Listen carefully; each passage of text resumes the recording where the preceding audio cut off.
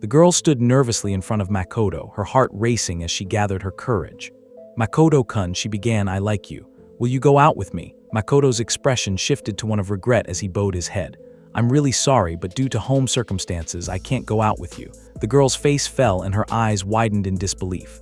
But she started, desperation creeping into her voice. He interrupted her with another apology. "I really can't, I'm sorry." Tears welled up in her eyes, and before he could say anything more, she turned and ran away, sobbing. Makoto felt a pang of guilt as he watched her go, wishing he could take back his words. "Thank you, sensei," he muttered, glancing at the woman hiding behind a tree. His teacher stepped out, shaking her head with a mix of disappointment and concern. "You should stop calling me every time you receive a confession, Makoto." He nodded. "I just don't want to get in trouble if the confession is a prank or a joke." "Why do you distrust people so much?" she asked. "You won't make friends with this attitude." Makoto's gaze hardened. "I don't need friends," he replied. He thanked her and turned to leave, but she stepped in front of him. "You must at least listen to what I have to say," she insisted. He believed that by being cautious, he could avoid any problems with false confessions. The old him would have been overcome with joy and then hurt, and he vowed never to make that mistake again. Memories flooded back to him from grade school, where he had been the class jokester. His crush, Shizuka, used to laugh at his antics, and that laughter had filled him with happiness. But one day, while they were playing, she told him to stop, stepped on a stone, and fell. In that moment, he froze, paralyzed by fear and regret. Other kids rushed over, concern etched on their faces as they checked on Shizuka. "Is she okay?" one boy asked, but then another shouted, "I saw Makoto push her." Panic surged through him as he remembered the band-aids in his bag. He dashed to retrieve them, but his hasty retreat only made it seem like he was running away. "Jerk, don't run away, apologize," a boy yelled after him. When he returned, he asked where Shizuka was, but a girl refused to tell him, her voice dripping with disdain. "You ran without saying sorry. There's no way we'll tell you." Makoto tried to defend himself, insisting he wasn't running away, but the damage was done. Rumors spread like wildfire, and he became the villain in a story he never wanted to be part of. He bumped Shizuka. He destroyed my notebook. He threw rocks. He called me ugly. The accusations piled up, and soon no one wanted to listen to him. When he got home, his mother asked if he had heard a girl shouting at him. His little sister called him a jerk, accusing him of hurting Shizuka. He was in disbelief that they didn't even listen to his side of the story. "You don't understand." He pleaded, but his mother's stern gaze silenced him. "Do you know how bad you've been?" she asked, her disappointment palpable. His family was strict and both parents favored his little sister.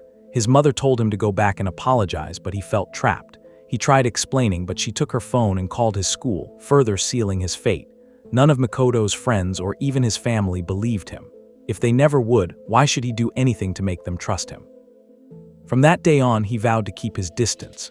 He immersed himself in books, spending every day in the library where he found solace. His classmate Sada was always there, and one day he noticed a phone left on a desk. He pushed it toward her, asking if it was hers. Blushing, he mentioned that she had forgotten it at the library, and she thanked him with a warm smile. Sada realized he was always in the library and decided to ask what books Makoto liked. He thought about it and felt a flicker of happiness. Back then, he let his guard down, thinking he had made a friend. But then a misunderstanding shattered that hope, and he found himself alone again. He recalled how girls would call him, and he wondered what they wanted from him. One girl named Kisaragi said she had liked him for a long time and asked him to go out with her.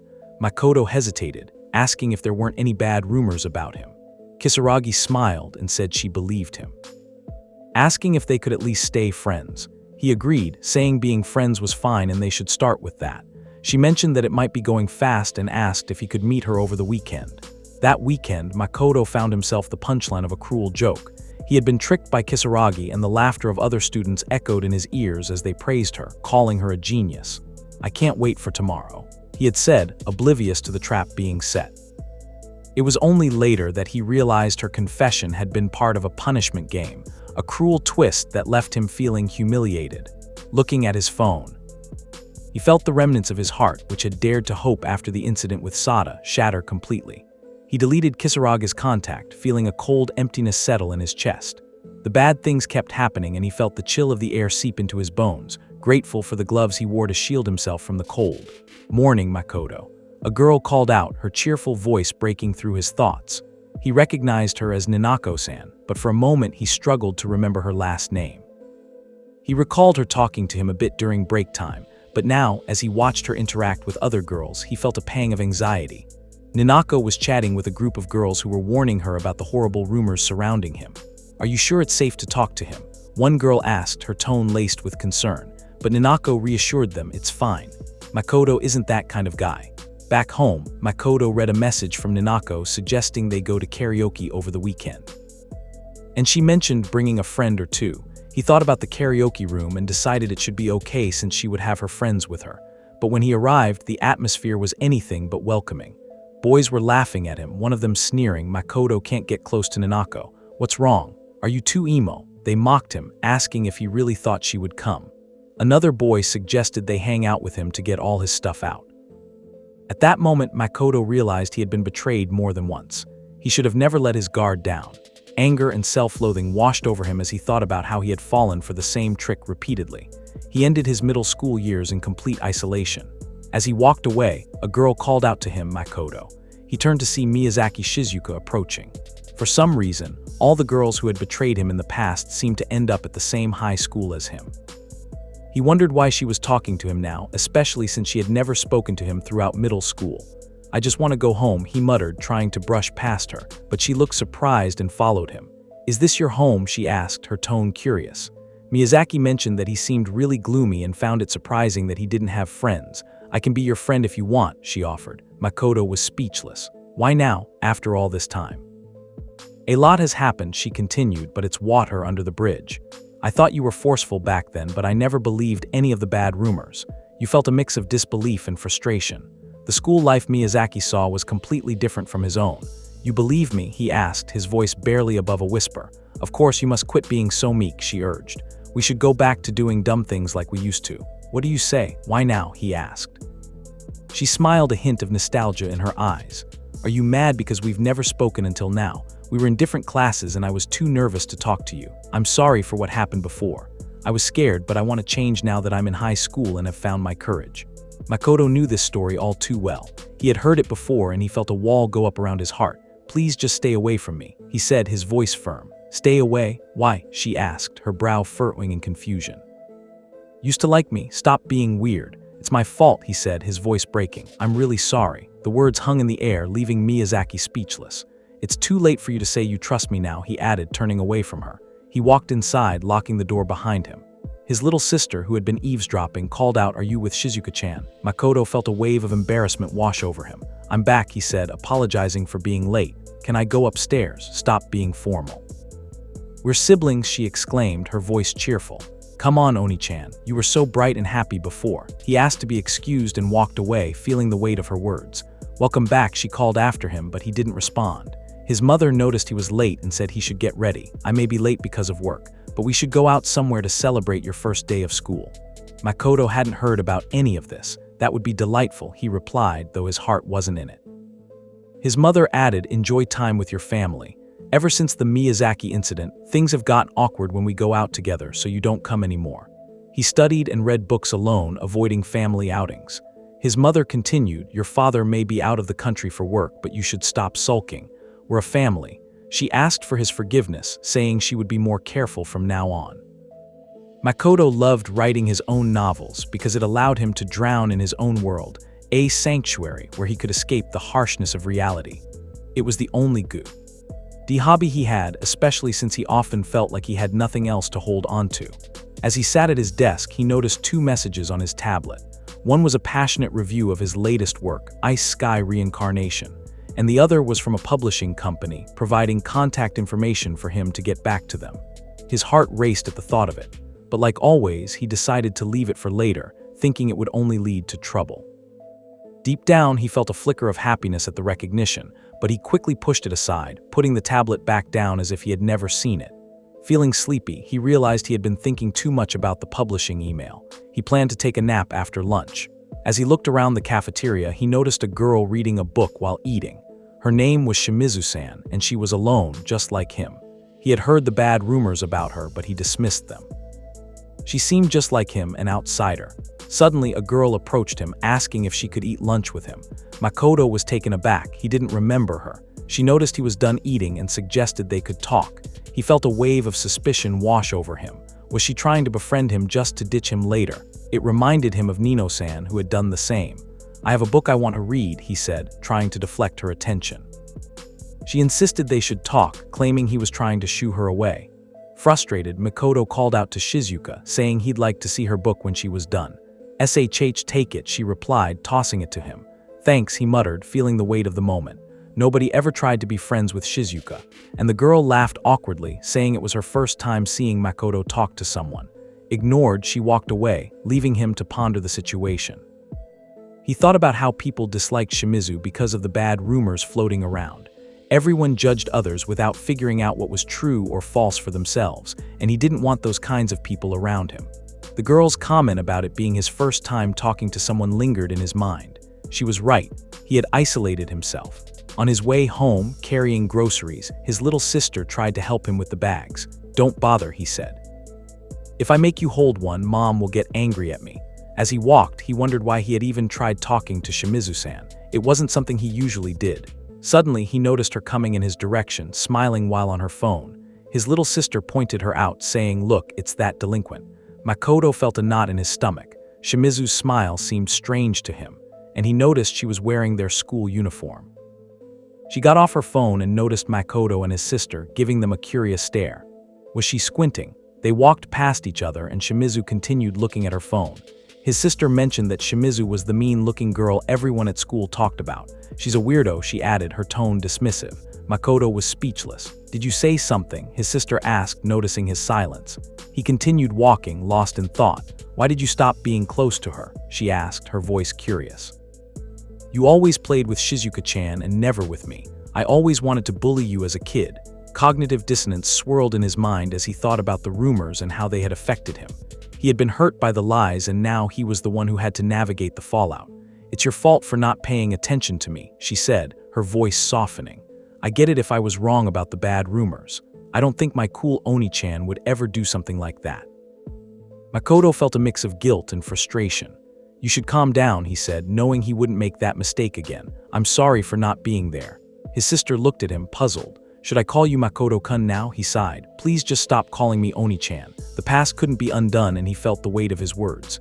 She wondered why he had said something like that and he quickly walked away, leaving her behind. At home, Makoto sat at his desk, typing on his tablet. The conversation he had with his little sister, Haruka, had messed him up more than he thought. He just wanted to keep writing, to lose himself in the worlds he created. As he typed, he noticed a new message notification on his phone. Opening it, he saw the name Pico. The subject line read, "I'm cheering for you. Your novel has been my complete salvation these days. I'm a pretty gloomy girl, but I'm doing my best in school because of you. I'm always cheering for you." Makoto felt a warmth spread through him as he read her words. Pico had been messaging him a lot recently, and her encouragement always made him feel better, especially since he didn't receive many messages from readers. He smiled, grateful for her support, and replied with a quick thank you before stretching and getting back to writing. The next morning, as he left for school, he glanced at his messages and found none. A familiar sense of loneliness washed over him, but he pushed it aside. As he walked toward the school gate, he noticed 3 girls standing nearby, 2 of whom were looking at him. One of them called out, her voice cutting through the morning air. She approached him, a determined look on her face. "I want to talk to you, face to face." One of the girls introduced herself as Kurosawa Momo, a friend of Shizuka. "What are you smiling about?" she asked, her tone teasing.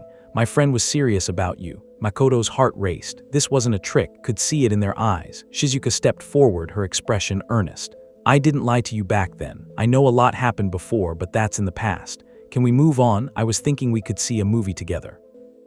"It might make you feel better." Kurosawa hugged Shizuka, calling her a good girl and saying she was cute.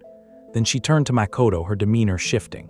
"And you? What's with your attitude? It's stupid. Nobody cares about the past. Even though you've done bad things, Shizuka said she likes you. Are you insane for making a fake confession?" "Stop," Shizuka interjected, her voice firm. "It's fine, Momo. Let's not do this." Makoto felt a mix of emotions swirling inside him. He had been hurt too many times to let his guard down again. "You don't understand," he said, his voice steady. "Have you ever been subjected to baseless slander? Have you ever tried to protect someone but ended up accused of something you didn't do? Have you ever been told horrible things by someone you cherished or betrayed by someone you trusted?" The girls fell silent, taken aback by his intensity. "I just want to be spared from trouble," he continued, his heart heavy.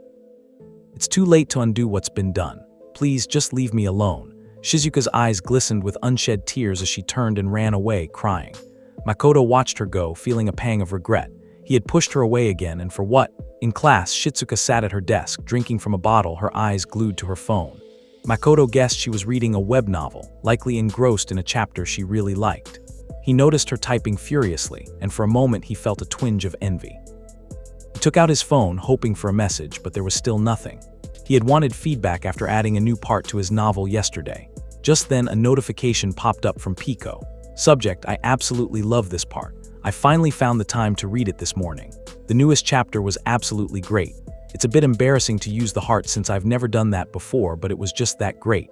I bumped into a little trouble this morning, but I felt better thanks to you. Please continue working hard. Makoto felt a rush of warmth as he read Pico's message, her words lifting his spirits.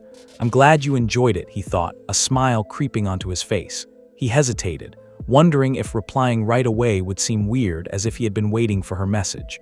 But he dismissed the thought, feeling an urge to respond. He wanted to thank her and mention that he was planning a new chapter. As he typed, he noticed Shizuka staring at him, her gaze fixed on his face while she held her phone. He felt a flutter of anxiety, wondering what she was thinking. Just then, he received a ping notification on his phone, a new message, the subject line read, if it's possible. Confused, he read it aloud, if it's possible. Shizuka's eyes widened as she realized who she had been texting. Her face turned a deep shade of red, and in her flustered state, her phone slipped from her hands and fell to the floor. Makoto noticed a Pomeranian mascot sticker on her phone case and called out, "Hey, is that a Pomeranian?" Shizuka's face turned even redder as she realized it had been Makoto all along. The connection clicked in his mind. Pomeranian. He tried to stop himself from overthinking, reminding himself that it wasn't like Shizuka was definitely Pomo. They both avoided each other's eyes, the tension in the air thickening. Shizuka made a sound and Makoto looked at her, adding to the awkwardness. His heart raced and he couldn't shake the feeling of embarrassment. He felt a bead of sweat trickle down his forehead for some inexplicable reason. Relax, he told himself. Shizuka and I aren't even friends. Just then, someone called out morning, and their teacher announced that homeroom was starting. Makoto decided he would just erase the message and forget about it later. He planned to delete it when homeroom ended, but even after class and lunch, he still hadn't deleted it. He glanced at his phone, feeling uneasy about holding on to her message. There's no rush to delete it, he thought, trying to convince himself. The final homeroom was starting and the morning had become overwhelming. All he wanted was to go home. As the teacher spoke about the recent terms they had completed, Makoto's gaze drifted to Shizuka. He noticed an intimidating aura around her, as if she were trying to distance herself by instilling fear in others. The teacher then announced that they would be forming groups for the upcoming trip. Makoto felt a wave of anxiety wash over him. He had always been alone, with no memories of such events. Trying to remember only made him feel sick again.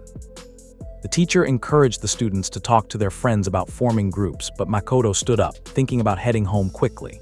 As he made his way to the door, Shizuka glanced at him, her face still flushed. She seemed to want to say something, but he excused himself, saying he would leave ahead. Wait, Shizuka shouted, kicking her desk in frustration. What are you looking at? Stop trying to be friends with me. She stormed out, leaving Makoto feeling a mix of confusion and regret. Just then, Seido Miyu approached him, a familiar face from the library incident. Is Shizuka your friend? She asked, her tone expressing clear dislike for her. Makoto recognized that Miyu had completely transformed her appearance for high school, but he remembered her from their time in the library. He excused himself, starting to walk away, but Miyu called after him. You haven't talked much lately, she said, her voice softer now, but I'll never forget our days in the library together. Makoto-kun. She continued, a hint of nostalgia in her voice. You were special to me back then. I was just a plain girl who couldn't talk to boys, but you made it easy. Shizuka looked up from her phone, her expression thoughtful as she wondered aloud, is this what first love feels like? She admitted, a hint of embarrassment coloring her cheeks. It's kind of sad being alone, isn't it? Makoto, caught off guard by her question, replied, I know everything that happened afterward. He shifted uncomfortably. Asking, are we in the same school with your sister, Miyazaki-san, Nanako-chan, and Kisaraga-san? Shizuka's eyes widened slightly. You didn't notice, she asked, her voice softening. You erased their faces from your memories, didn't you? Makoto felt a pang of guilt. It was partly my fault, she continued, but I want to be friends again. He shook his head, declining her offer. I don't think that's a good idea. But I've learned about romance games, she insisted, her enthusiasm bubbling over. By learning from my mistakes, I can make things right. Makoto realized that his sister and childhood friend weren't the only ones who found ways to rationalize their feelings. Shizuka had her own struggles, and he could see that she was trying to make sense of it all. "I have something nice to show you," she said, taking off her glasses. "Prepare for a nostalgia bomb." She put her glasses back on and struck a playful pose. "Tada, do I look good?" Makoto couldn't help but chuckle at her antics. But he quickly tried to calm himself down. He reminded himself not to get swept away by emotions. Forget those middle school memories, he thought, repeating to himself that he was empty. He took out his phone and Shizuka, still excited, asked, "Are you taking a photo of me? Make sure to use a filter." But Makoto was focused on his phone. A message from Pico popped up. "This is Pomo. A lot of things happened, but I'm really looking forward to the new chapter. Is it okay if I send you messages of support from now on? You don't need to answer, I'll send them anyway." Makoto felt a rush of relief and happiness. He thought Pico would never message him again. Meanwhile, Shizuka still believed he was about to take her picture, and he realized they had both recognized their personalities. "Maybe I'm happy now," he thought, reflecting on Pico's message. As a reader, there was no aspect of betrayal in her words. He realized he could be the one betraying her by not finishing what he started. When is that ever going to happen? He wondered. Determined, he decided to go home and write. As he entered his house, his mother called out, "Do you have a minute?" He quickly replied, "Sorry, I'm meeting a friend and don't have time to talk." His little sister Haruka chimed in, telling their mother to get ready since her brother was already done. Makoto felt a twinge of guilt, wishing they would go without him. His mother insisted. "Going together as a family isn't a problem. You're in high school now. You need to grow up and let go of the past." Makoto furrowed his brow, wondering what she meant. Hadn't she been the one to go out with Haruka without telling him during his middle school graduation? "I heard you went to party with friends and were alone," she continued. "Why didn't you invite anyone?" "It's a waste of money," he replied curtly, bidding her good night. He felt a sense of frustration. Human personalities don't change so easily, and his mother hadn't changed from all those days ago. Mentioning a friend earlier and leaving with them suddenly would only cause problems. Haruka teased him about his invisible friend, asking him to stop. "I want to hold my big brother's hand and walk with him," she said, her eyes sparkling with innocence. "Let's go out together for fun and maybe some meat." Makoto sighed. "True, I guess my words aren't very reliable." Her expression turned confused as he walked away. "Should I call you Makoto-kun now?" she asked, but he didn't respond. As he left, he felt a mix of emotions swirling inside him. Haruka was probably heading to the new mall by the station where everyone was lining up for the shops. He believed he wouldn't run into anyone he knew at the old rundown store. When he arrived at the store, he was relieved to find the food court empty. Now he could write his novel without distractions. But as he settled in, he noticed Shizuka sitting alone, reading on her phone. She looked happy and absorbed in what she was reading. Makoto just watched her, feeling a strange mix of admiration and longing. She took out a small keyboard and started typing, clearly enjoying herself. He took out his phone, hoping for a message, but there was still nothing. Just then, he received a notification from Pico. Subject, novelization coming. I can't wait to read more. Makoto felt all the wave of realization wash over him as he read Pico's message. Became clear that Pico-san was also a novelist, and her work was getting published, even though she had stopped updating it a year ago. The message read, "I read the newest chapter. It was really tough, but I'm glad there was salvation. I'm so glad I was able to read this. Trust is hard. I completely understand how Mike, the protagonist, feels. Writing new chapters must be hard, but please do your best." He put his phone back in his pocket, feeling a mix of admiration and empathy for Pico. Her words resonated with him, and he felt inspired to keep pushing through his own writing struggles. He ordered 2 orange juices, hoping the refreshing drink would help clear his mind. As he walked up behind Shizuka, he heard her voice before he could even see her. "What if you're flirting with me?" she snapped, glancing back to see who it was. When she realized it was Makoto, her expression shifted. "When did you get here?" They ended up seated together, and Shizuka started to say something, but Makoto interrupted her. "I know, and I don't feel like being friends with you either," he said bluntly. She turned away, sarcasm dripping from her words.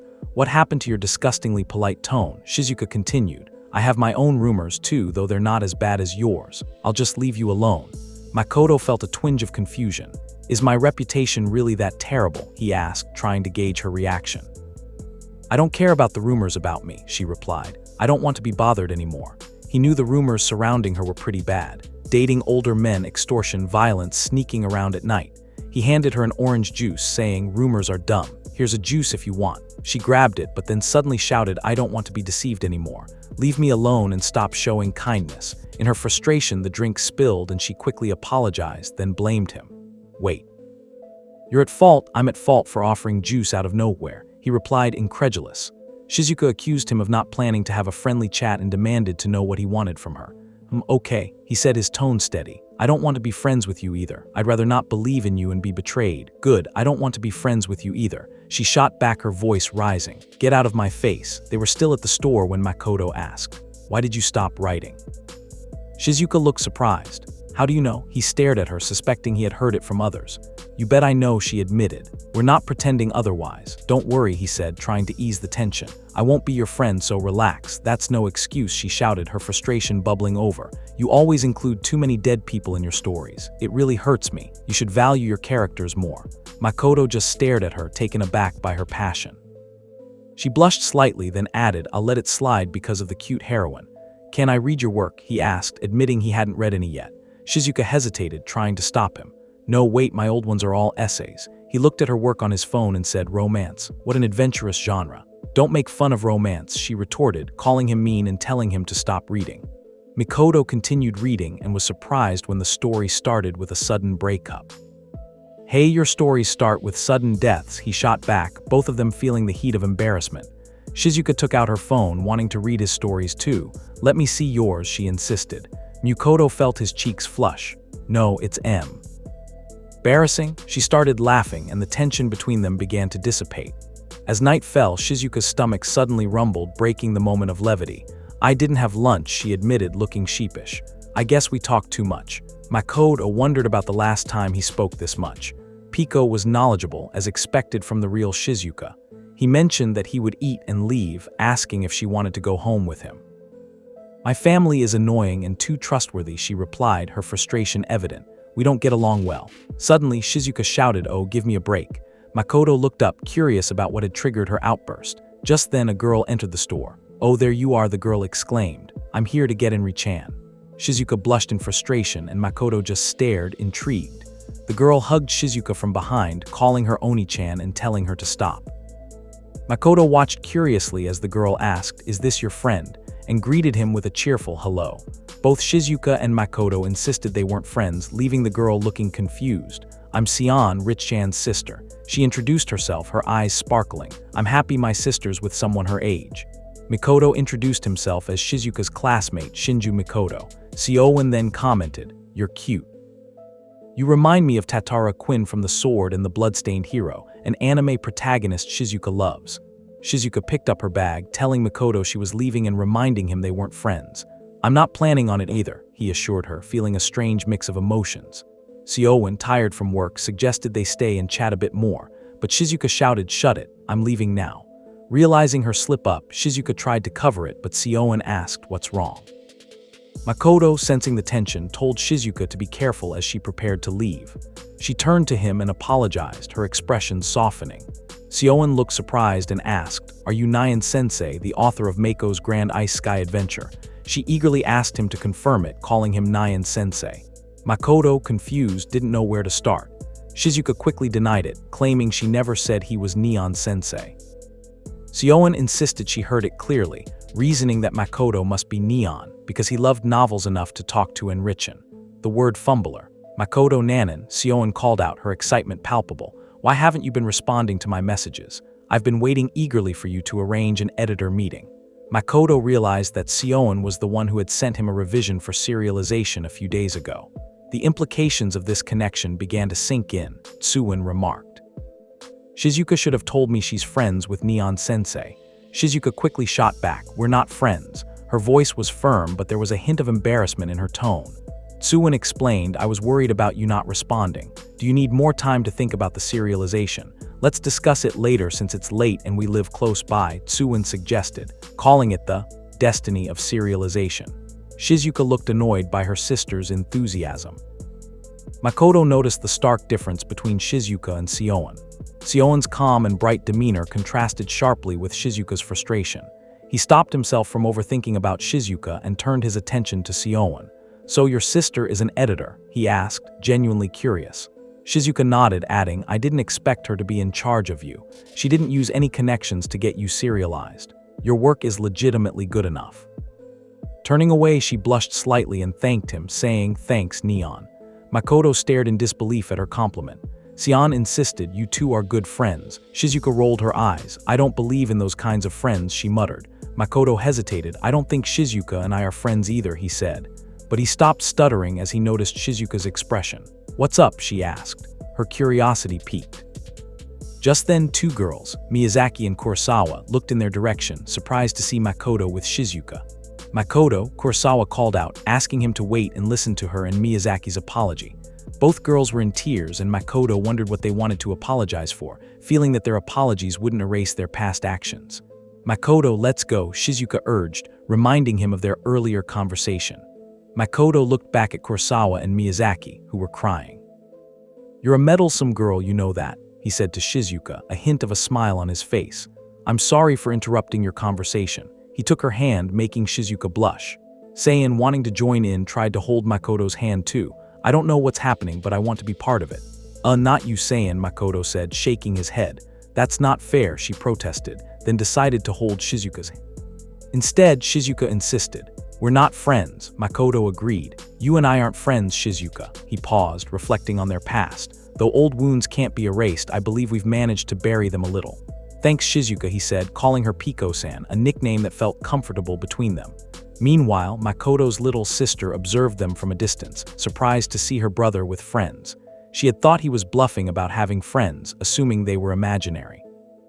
Makoto felt grateful for Shizuka's supportive messages every morning, even though it had been a few days since they last spoke.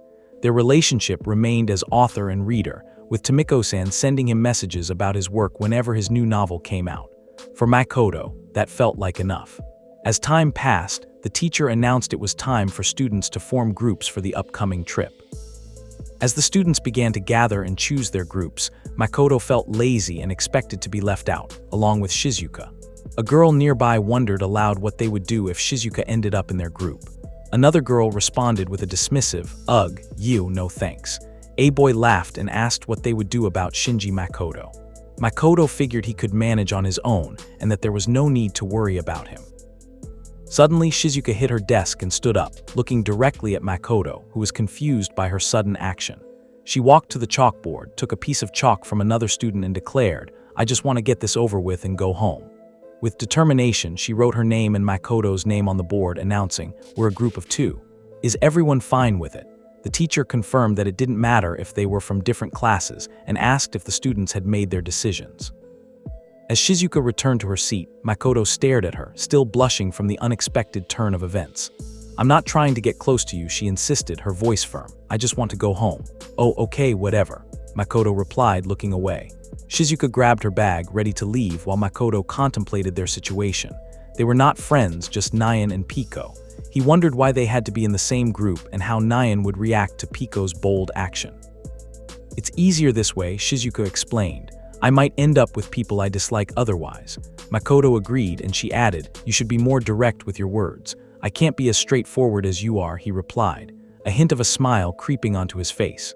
They both decided to stop talking about school for now. As they settled into a more comfortable silence, Makoto reflected on how long it had been since he hadn't felt alone during an outdoor class. Shizuka shifted the topic to his latest chapter and the possibility of getting published. I finished the part that needs to be uploaded tonight, he mentioned, but I still need to polish it a bit. Publish? That's amazing, Shizuka said, her eyes lighting up. You should be proud that your hobby is being recognized for publication. Makoto felt a mix of honor and anxiety. Yeah, but since I'm underage, I'm concerned it might cause trouble for my parents. Shizuka reassured him there are many things to consider. Take your time to think about it. She then mentioned that he would be meeting her sister Sion the day after tomorrow. Although she seems aloof, Sion is passionate about her work. That's why she's never had a boyfriend despite being so cute. Makoto noted Shizuka's blush and commented, You must really like your sister. Shizuka looked surprised and insisted it's just because we're family. Family, huh?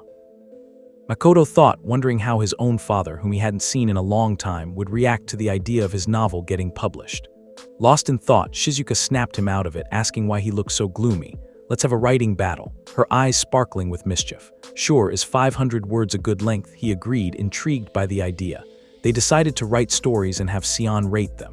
It's a battle, not that we're getting along or anything, Shizuka added, her tone teasing. Shizuka finished quickly, declaring, all right, I win in speed. Mikoto noted speed isn't the point of the battle, but she told him to shut up and show her his story. He handed her his phone and she read it with a smile. Watching her, Mikoto covered his mouth with his hand, trying to suppress his laughter. Tears of joy streamed down his face as Shizuka teased him, asking if he was going to cry and claiming her work must be the best. Yeah, you sure are amazing, Piko-san, he said, smiling brightly. She stared at him, a playful grin on her face. Fufo, if you say so. The next morning at home, Makoto's mother greeted him with a cheerful good morning and asked if he was leaving early again. Yeah, I'm off, he replied as he headed for the door. His mother's expression shifted, and she asked, is something wrong? Gosh, I'm at a loss for words. It doesn't matter whether you do it or not. Once it becomes a rumor, it will be the truth. That's the world we live in. You got caught for violence. For God's sake, stop making trouble. Don't create problems for the family. Her words echoed in his mind, and even if he wanted to forget them, he couldn't. It wasn't that she was a bad person. She had tried her best to be a perfect mother. She asked him to speak his mind before he left. Makoto reflected on how her words often broke his heart, cornering him. He wondered how she would react if he told her about the publication, realizing she didn't even know he wrote novels. The thought of a high schooler selling a novel he wrote as a hobby felt daunting. He wasn't sure how much his mother trusted him with such a venture. He still had time before meeting Sion tonight, so he decided he would think about it at school. It's nothing, he told his mother, brushing off her concern as he headed out. His little sister called out Oni-chan and threw a kusamachi at him, saying he should have a safe trip. Usually, she never stopped talking about wanting to go with him. At school, in the staff room, the teacher called Makoto and Shizuka over. The teacher expressed surprise at how well they seemed to get along as friends. Shizuka quickly clarified, we're not friends. You misunderstood. The teacher assured them she wasn't asking them to keep a low profile or avoid trouble. After all, I'm just your homeroom teacher, but I'm also an adult closer to you than your families. If you need advice, I'm here. Shizuka asked, what's your point? The teacher explained, the world is full of irrational things and school is a miniature version of it. I don't tell you to make as many friends as possible, but I encourage you to find someone you can trust, even if it's just one person. Mikoto responded, Sensei, I'm sorry, but even if you have someone to trust, someday they will eventually betray you. Shizuka nodded in agreement. That's right. You're going to be backstabbed at some point. You never needed friends to begin with. The teacher raised an eyebrow, asking, so you don't mind being betrayed? Shizuka frowned, clearly not understanding the teacher's point. Makoto and Shizuka exchanged glances and she snapped. You idiot. Why are you looking at me at this time? I'm not looking at you, Makoto denied, feeling flustered. The teacher chuckled lightly, telling them they could leave when they were done. Shizuka asked if the teacher was just telling them not to skip the outdoor class, and Makoto shrugged, unsure of the teacher's intent. As they were about to leave, someone interrupted them. Excuse me. A girl approached Mikoto, saying, long time no see, Mikoto-kun. Mikoto was confused. Long time no see. I'm sorry, but who are you? The girl looked surprised. You've got to be kidding. Mikoto didn't remember her at all and wondered if it was a prank. She introduced herself as Kisaragi. Kisaragi-san, is she the girl who did that fake confession prank on me? He thought, trying to recall her face. Long time no see, Kisaragi, he replied, but he felt uneasy. Well then, if you'll excuse me. Wait, she exclaimed, explaining that at the time it was a punishment game and she had no choice. I was scared my friends would hate me if I didn't participate. Kisaragi confessed, I really like you and I want to start over. Makoto raised an eyebrow. Start over, it was just a fake confession prank, right? He wondered what was wrong with him today. Normally, he would end the conversation lightly. Don't you remember? You were laughing at me back then, he reminded her, feeling uncomfortable with the attention. He didn't want this conversation in front of Shizuka. Kisaragi apologized again and asked him to go out with her this weekend. It's already too late, he said, trying to brush her off, but I was forced to do it that time. Kisaragi tried to justify her actions, not considering Makoto's feelings. She begged him while attempting to hug him. Shizuka stepped in, saying, that's it. Makoto has plans for the outdoor class with me, so he has no time for idling. Kisaragi looked confused. Why are you getting in the way? Shizuka pointed out that Kisaragi was the one interrupting their conversation. You're holding Makoto's hand. Makoto looked at his hand, surprised. Shizuka pulled him along, saying, Shinju, let's go. He agreed and Kisaragi stood alone, angry at Shizuka. "Makoto, you'll be late for your meeting with Sioen." Shizuka reminded him, adding that it was because he was wimpy. She warned him that Kisaragi was a dangerous type of girl. Makoto glanced at his hand where Shizuka had been holding it. "Do you want me to hold your hand again?" she teased. He declined, saying, "You'll just blush again, so I'll pass." "What do you mean?" she asked. Her curiosity piqued. As they walked, a girl called out to Makoto, congratulating him and mentioning her part in the class. "Are you going to the class after party?" "Thanks, Miyazaki-san," he replied, congratulating her back. He excused himself, leaving the girl confused as she called his name, wondering what was wrong with him. Miyazaki decided she would talk to him later since they went to the same high school. She mentioned that she saw Makoto with Shizuka and another pretty person, which surprised her. Shizuka is quite attractive. Miyazaki noted, a hint of jealousy in her voice. Does she really go by Shizuka? Miyazaki asked Kisaragi what kind of girl Shizuka was, in case bad rumors started about Makoto. Kisaragi said people said Shizuka was some sort of delinquent, but she honestly didn't know if it was true. "She's always alone in the classroom too," Kisaragi observed. Miyazaki noted that Shizuka didn't seem like she was friends with Makoto and questioned if she was chatting merrily with him. Makoto's sister remembered Kisaragi looking for Makoto earlier, but didn't respond. Miyazaki said she heard a rumor that Kisaragi was once on good terms with Makoto. "Sure, she might seem plain and quiet at first glance," Kisaragi said, "but she's actually quite popular among the boys." "Yeah, I've heard about it too," Miyazaki added. "She's a princess type." Makoto's sister mentioned that something was going on with Nanako. "Do you think Miyazaki doesn't want us at the same school too?" she asked, glancing at her friend Seiyu. Miyazaki nodded in agreement. "Yeah, I think she does," she replied, her expression thoughtful. Makoto's sister continued. "You know, my brother was really kind this morning. His demeanor has changed. He's not as scary as before, he even accepted my feelings." She paused, wondering if it was thanks to Shizuka. Hearing such words made Miyazaki feel a pang of sadness. They all had feelings for Makoto, but had made mistakes in the past. She recalled a particular day in grade school when Shizuka got hurt. While she was upset, she realized that Makoto was being unfairly blamed. "It was because we messed around," Miyazaki explained. "Shizuka tripped on something, and I should have said something to that effect, but my classmates quickly turned on him. Makoto didn't hurt her, but I couldn't speak up in that atmosphere.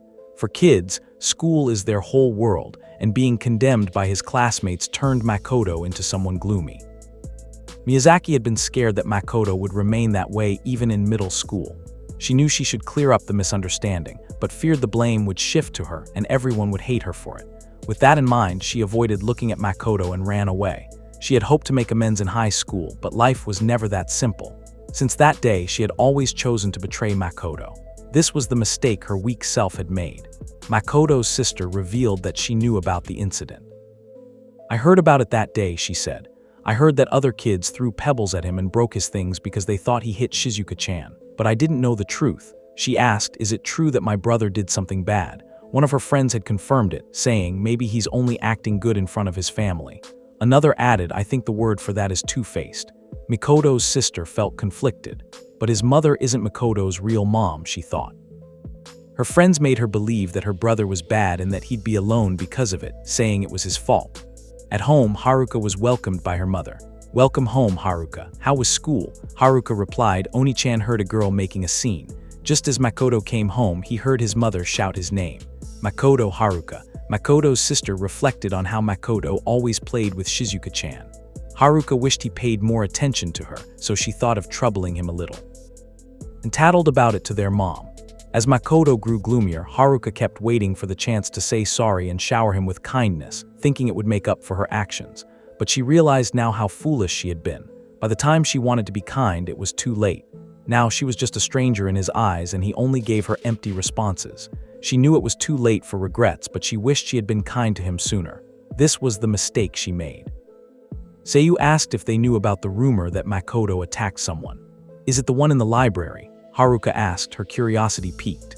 Seiyu explained, "I always thought so, but on middle school graduation day, I realized I should tell them the truth about the situation. Miyazaki mentioned on that day during an earthquake, Makoto was trying to protect me from things falling off the shelves." Seiyu, confused, asked, "What?" Miyazaki got up, running away and apologizing. "I'm sorry I couldn't tell you back then," she said, her voice filled with regret. "Goodbye," Sao yelled, "hold on." At first she couldn't grasp it, but then she realized that Makoto had protected her. It was true. There had been a big earthquake Hat day. At that moment, Sao was surprised when Makoto jumped at her, shouting Shinjuku and attacking. The students around them exclaimed in shock, drawing attention with that sensational line. Makoto-kun attacked me, Sao thought, her heart racing. She couldn't reconcile this with the kind-hearted Makoto she knew. Everyone looked at him with disgust, murmuring that they had misjudged him. Makoto was crying all alone, and a student asked Seiyu if he could accompany her to the infirmary.